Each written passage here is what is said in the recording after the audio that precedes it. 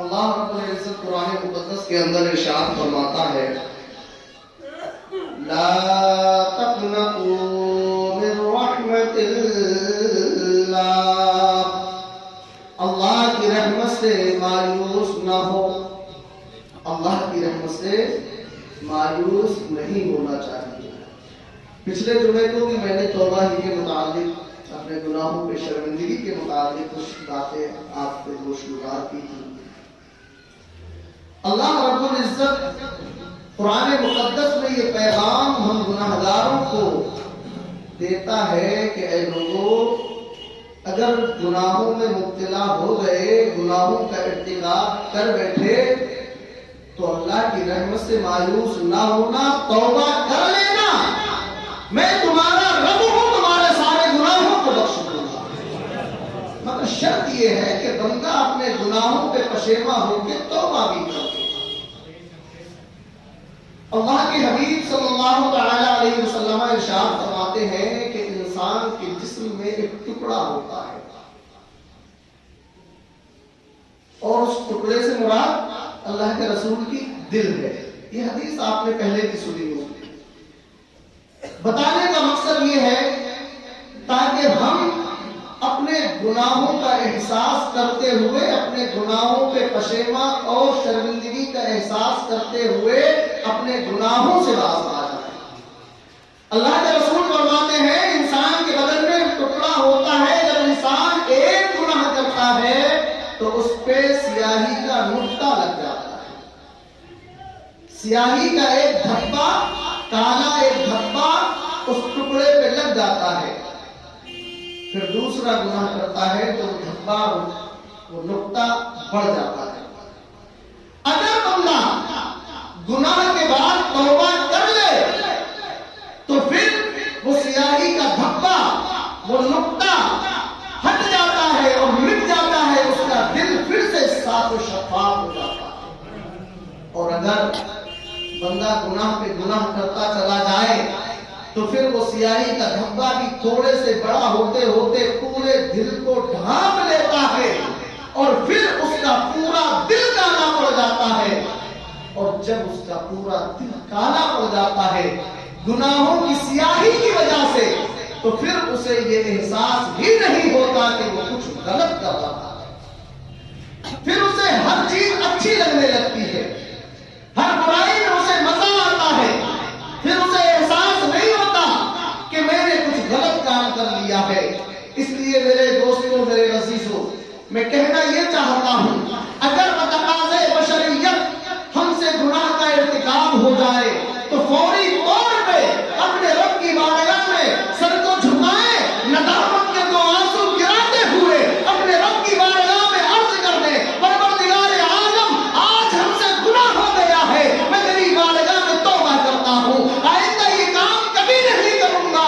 مجھے یقین ہے اللہ کے عزت و جلال کی قسم میرا رب اپنے حبیب کے صدقے میں ہمارے اس گناہ کو معاف فرما دے،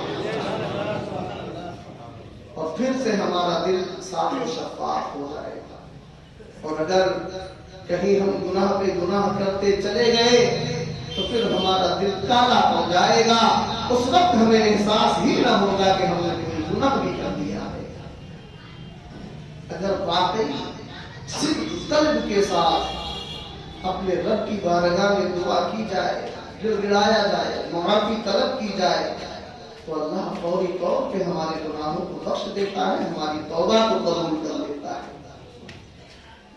خلیفہ دوئم حضرت عمر فاروق اعظم رضی اللہ تعالی عنہ شہر شفاعت نگر مدینہ المنورہ کے اندر ایک گلی سے گزر رہے تھے۔ آپ نے دیکھا کہ ایک نوجوان آپ کے سامنے آ رہا ہے۔ نوجوان کی حالت یہ تھی کہ وہ شراب کی بوتل کو اپنے کپڑوں کے نیچے چھپا کر کے لے کر کے جا رہا تھا۔ سیدنا عمر فاروق اعظم کی نگاہ اس نوجوان پہ پڑی، آواز دی اے نوجوان ٹھہر جاؤ، کہاں جا رہے ہو؟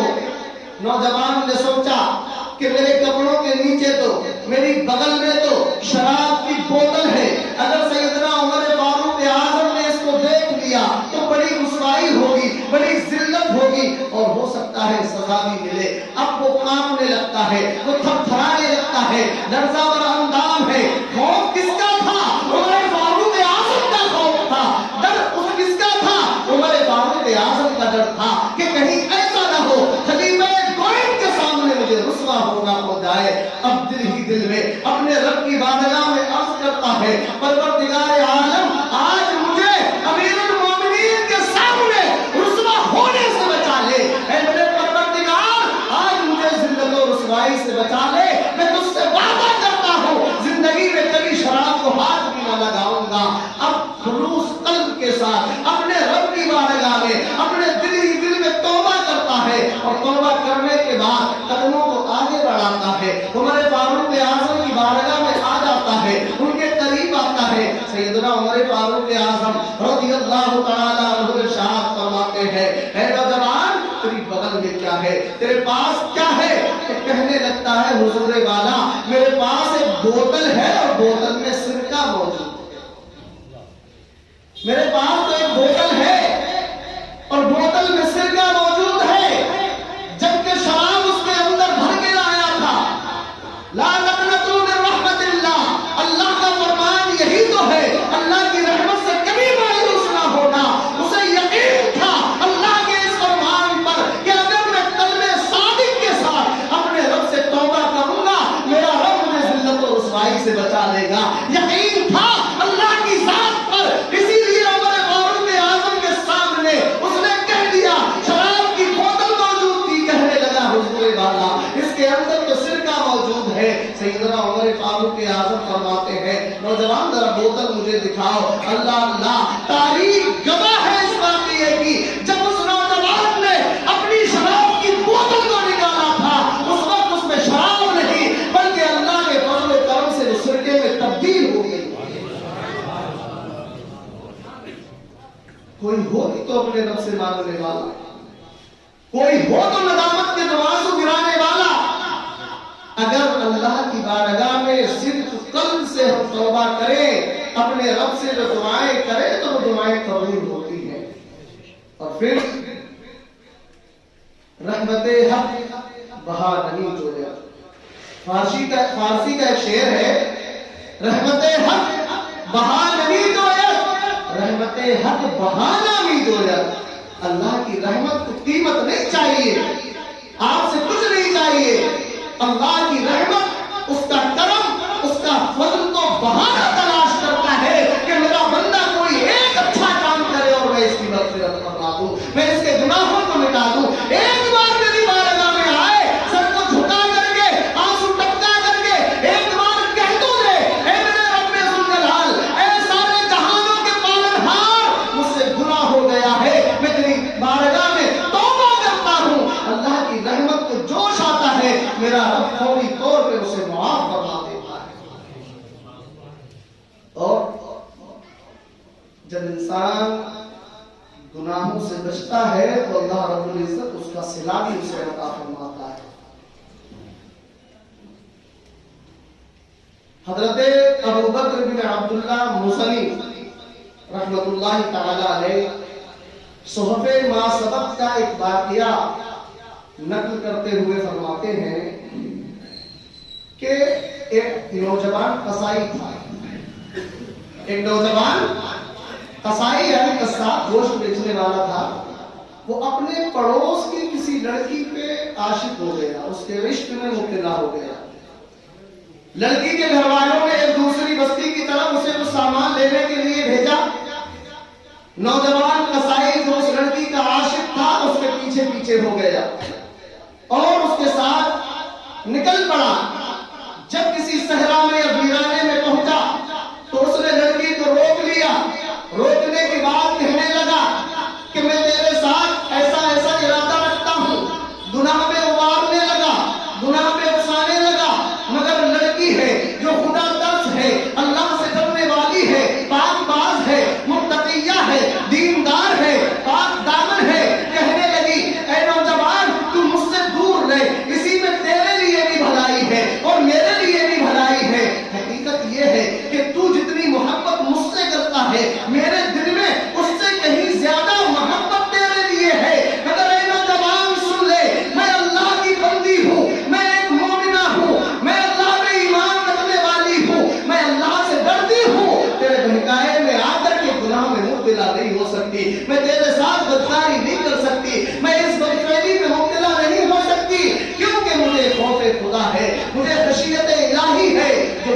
रुके हुए हैं, मैं किसी तरह भी तेरे साथ ये बदफेली बदकारी नहीं करूंगी। ये जुमले जब उस नौजवान ने सुने तो उसके दिल की कैफियत बदल गई। वो सोचने लगा ये औरत होकर के अल्लाह से इतना डरती है, जबकि कहा जाता है कि औरतें तो नाक़िसुल अक्ल होती हैं। अल्लाह ने हमें तो अक्ल कामिल अता की है। वो नौजवान कहता है ऐ हसीना सुन, ऐ दोशीना सुन, अगर तू अल्लाह से डरती है तो ऐसा कैसे हो सकता है कि मैं अल्लाह से ना डरूं और मैं इस गुनाह में मुब्तला हो जाऊं। मैं तेरे सामने तुझे गवाह बनाकर अपने रब की बारगाह में तौबा करता हूं कि आइंदा कभी ऐसा ख्याल भी अपने दिल में नहीं आएगा। खुलूस कल्ब से तौबा कर ली, बात खत्म हो गई। अब वो अभी सफर में ही था, क्योंकि दूसरी बस्ती की तरफ जा रहे थे। रास्ते में धूप की शिद्दत की वजह से उसे इतनी सख्त प्यास लगी कि उसे अपनी मौत करीब नजर आने लगी। बहुत ज्यादा धूप की वजह से, प्यास की शिद्दत की वजह से वो चक्कर खा करके गिर गया। मौत करीब नजर आने लगी। दिल में ख्याल आया शायद अब मेरा आखिरी वक्त आ गया है। मगर उसी वक्त बनी इसराइल के किसी नबी का एक कासिद उधर से आ गया। आने के बाद हाथ दरियाफ्त किया और पूछने लगा कि आखिर मामला क्या है, तू परेशान क्यों है, यहाँ क्यों पड़ा हुआ है। वो कहने लगा मुझे बहुत सख्त प्यास लगी हुई है, धूप मुझसे बर्दाश्त नहीं हो रही है। बनी इसराइल के नबी का जो कासिद आया था उसने कहा आओ हम दोनों मिलकर के अल्लाह की बारगाह में दुआ करते हैं कि अल्लाह रब्बुल इज्जत जब तक हम सफर करें एक बादल का टुकड़ा हमारे सरों पे साए के लिए भेज दे। तो वो नौजवान कहता है ऐ आने वाले मुझे नहीं पता आप कौन हैं, मगर मेरे पास कोई नेक अमल नहीं है, मैंने कोई नेकी नहीं की है, किस मुंह से मैं अल्लाह से ये दुआ करूं, आप खुद ही ये दुआ कर लीजिए। कासिद ने कहा ठीक है दुआ मैं करता हूँ, पीछे से आमीन तू कह देना। अब दोनों ने मिलकर के दुआ की है ऐ परवरदिगारे आलम हमारे सफर में हमारे साथ आसमान से एक बादल का टुकड़ा भेज दे जो हम पे साया फिगर हो जाए, जो हम पे साया करे और हम आसानी से अपनी मंजिल तक पहुंच जाए। अभी दुआ खत्म भी नहीं हुई थी, उस आबिद और जाहिद उस नेक इंसान की दुआ खत्म नहीं हुई थी कि एक बादल का टुकड़ा आकर के उनके सरों पे साया फिगर हो जाता है। अब दोनों ने सफर शुरू कर दिया है, चलते चले गए, बादल का टुकड़ा साथ में जाता रहा, यहाँ तक के जब उस मंजिल पे पहुंचे जहां से दोनों को जुदा होना था। अब वो बनी इसराइल के नबी का कासिद था, नेक था, आबिद और जाहिद था, मुत्तकी था, वो अपनी मंजिल की तरफ चला। दूसरा जो कसाई था अपनी मंजिल की तरफ चला।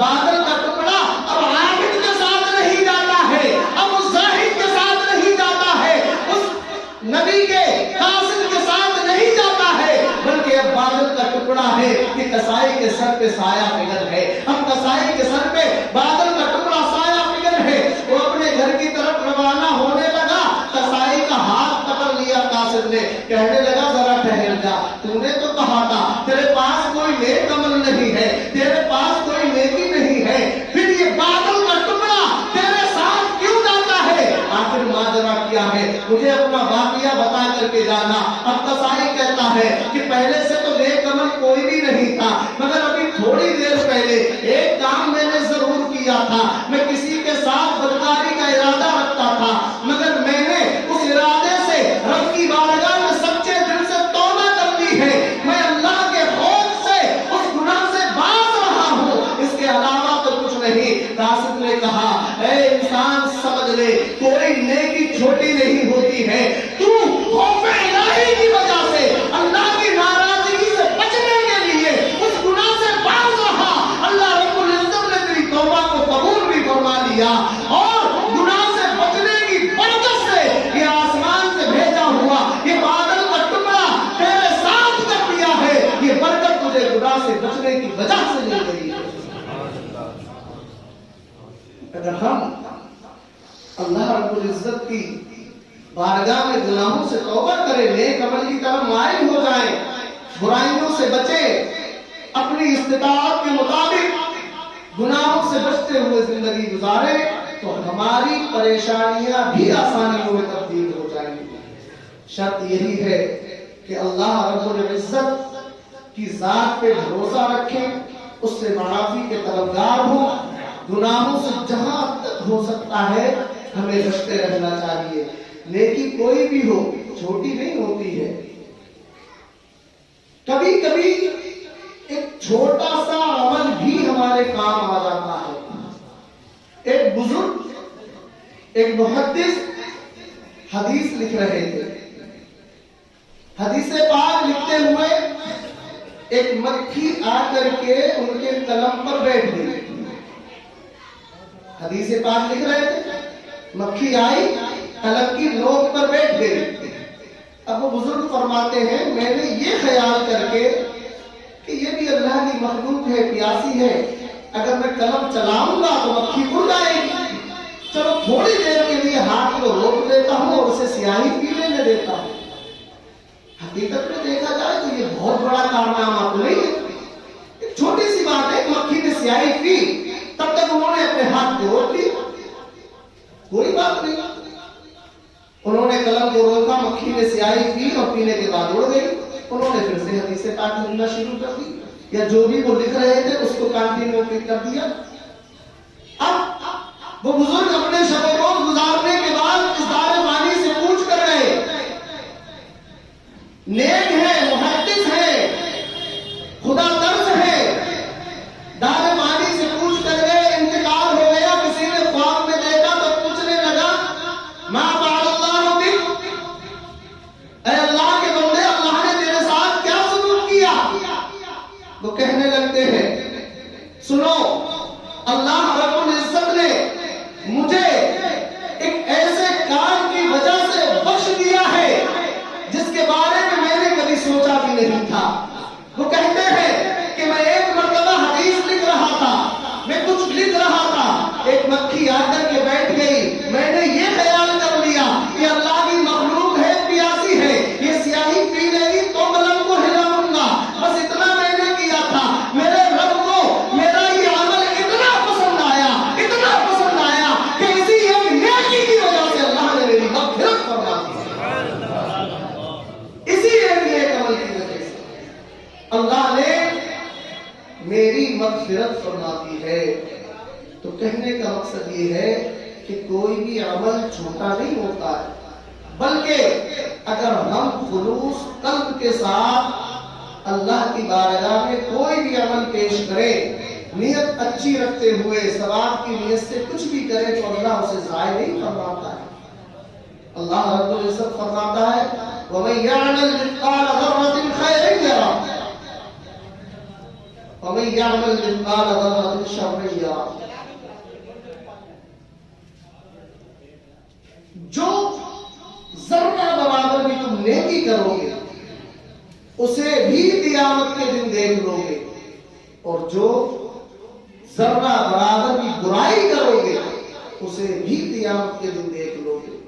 یہ اللہ کے فرشتے کرام کاتبین ہم جو بھی نیک عمل کرتے ہیں اسے بھی لکھتے ہیں، ہم جو برا عمل کرتے ہیں اسے بھی لکھتے ہیں۔ تو ہمیں یہ نہیں سوچنا چاہیے کہ آج ہم نے کچھ کر لیا تو کسی نے دیکھا ہی نہیں ہے، ہم نے تو تنہائی میں کیا ہے۔ ارے کوئی دیکھے یا نہ دیکھے اللہ ہر جگہ ہمیں دیکھتا ہے، اس کے فرشتے ہمارے اعمال کو مسلسل لکھتے رہتے ہیں، اور یہی کتاب، یہی نامہ اعمال جو دنیا میں ہم نے خود تیار کرایا ہے، بروز قیامت ہمارے ہاتھوں میں پکڑا دیا جائے گا، اور پھر رب فرمائے گا اے میرے بندے اپنے اس نامہ اعمال کے دفتر کو کھول اور پڑھنا شروع کر دے، تو آپ اچھائیاں بھی پڑھتے جائیں گے، اپنی برائیاں بھی پڑھتے جائیں گے۔ اس وقت جو ہے کسی کو بھی مکرنے کی، جھوٹ بولنے کی جرات نہ ہو سکے گی، جو کیا ہے تو رب کی بارگاہ میں اعتراف کرنا ہی پڑے گا۔ اچھائیاں تو کرنا ہی چاہیے، نیک بننے کی کوشش کرنا چاہیے، مگر ساتھ میں ایک بات اور اپنے ذہن و قلب میں لکھ لینا، بروں کی صحبت سے بھی بچنا چاہیے، کیونکہ ہم نیک اگرچہ ہوں مگر بروں کی صحبت اگر اختیار کریں گے، بروں سے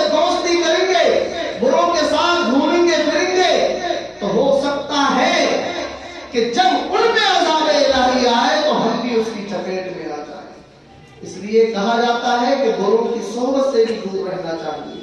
کوشش یہ کرے ہمارے معاشرے کے جو افراد برائیوں میں مبتلا ہے، پیار سے، نرمی سے، جس طرح بھی ہو سکے انہیں سمجھانے کی کوشش کرے، انہیں برائیوں سے دور رکھنے کی کوشش کرے، خود بھی بچے اور اپنے ساتھ والوں کو بھی بچائے، خود بھی بچے اور اپنے گھر والوں کی بھی گناہوں سے حفاظت کرنے کی کوشش کرتے رہے۔ اگر ہم اس طرح سے زندگی گزاریں گے، برائیوں سے بچیں گے، بروں کی صحبت سے دور رہیں گے، نیکوں کی صحبت کو اختیار کریں گے، تو انشاءاللہ ہمیں دنیا میں بھی کامیابی ملے گی، آخرت میں بھی کامیابی ملے گی۔ ایک اور میں نے کسی بزرگ کا پڑھا تھا کہ دوستی ہی کرنا ہے تو عطر والے سے کیا کرو، عطار سے کیا کرو، کیونکہ عطار سے جو دوستی کرتا ہے اگرچہ اسے عطر نہیں ملے گا مگر خوشبو پھر بھی حاصل ہو جائے گی۔ عطار سے جو دوستی کرے گا اگرچہ وہ عطر کی شیشیاں اسے پیش نہ بھی کرے تب بھی خوشبو ضرور مل جائے گی۔ بلا تفصیل آپ سمجھ لیں کہ اگر آپ اچھوں سے دوستی کریں گے تو چاہے کچھ بھی ہو جائے کچھ نہ کچھ اس کی اچھائی کا اثر ضرور آئے گا۔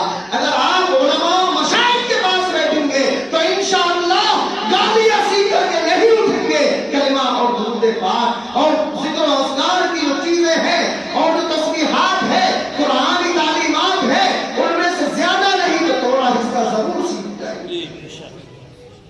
اور کچھ بھی نہ بھی سیکھے تو کم سے کم اتنی دیر تک برائی سے محفوظ ضرور رہیں گے انشاءاللہ۔